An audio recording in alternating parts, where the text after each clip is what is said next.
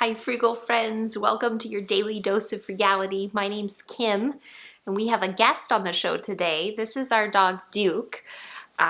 He has decided that now is the time that he wants all of the scratches in the world, and so he is on set interrupting this filming of our daily dose. Welcome back to the YouTube channel is Fire for Me. We are currently reading this little book, 365 Ways to Live Cheap by Trent Ham. And we're in the middle of the automobile section.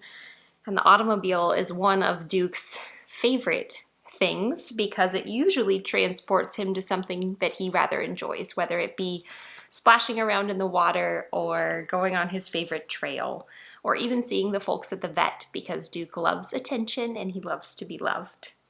You can only really see the back of his head as he stares at me in adoration and sniffs my breath. But Duke is an 8-year-old Great Dane that we've had since he was a little tiny baby puppy.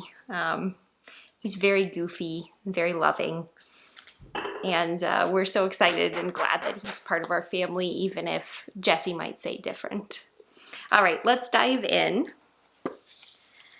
Today we are on number 37 in this book, which is to practice good gas conservation habits. It's often the little things that really add up, and with gas at more than $4 a gallon, it adds up to big money fast. Here are 5 more fuel conservation tips that individually won't save a significant amount, but over time and done in combination can save quite a bit of gas expense. Number 1, tighten the gas cap as tightly as you can when you finish filling up. Gas evaporates rather quickly, and a loose cap allows that evaporated gas to simply drift out of your tank. Number 2, don't top off the tank.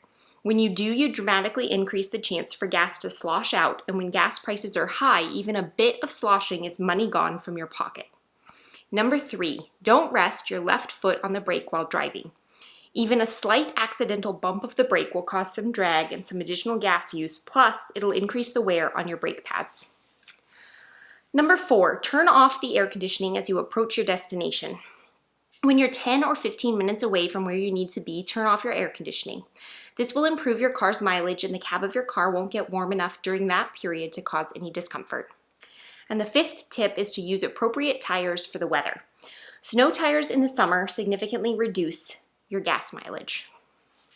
I think all of those are pretty good tips. I think the 2 that resonated the most with me is tip number 1, which is to tighten the gas cap as tightly as you can when you finish filling up.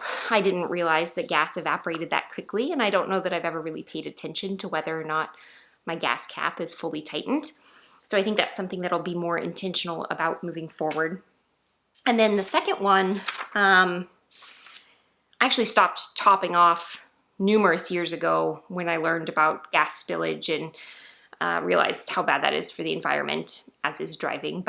And so that's something that I wanted to just generally reduce, was the amount of gas spillage. So I haven't topped off for quite some time. But the other one that kind of spoke to me was to turn off the air conditioning as you approach your destination. We, as I've mentioned, have a rather old Honda Fit that we drive around, and it hasn't had a functioning air condition for the last couple of summers. So 40 minutes into a drive, you actually might get air conditioning, but until that point, you don't usually. And so I actually haven't even used the air conditioning that much this summer because most of my drives are less than that period of time. So I do windows down and just embrace the fact that everywhere I go, I have slightly wind-blown hair. But I think that those are some good tips. I don't know if there's anything else that you can think of that are kind of small ways to reduce your the cost of driving. And I would love to hear those below if you have them, so you can put them in the comments down below. And then I will see you back here tomorrow for another daily dose of frugality.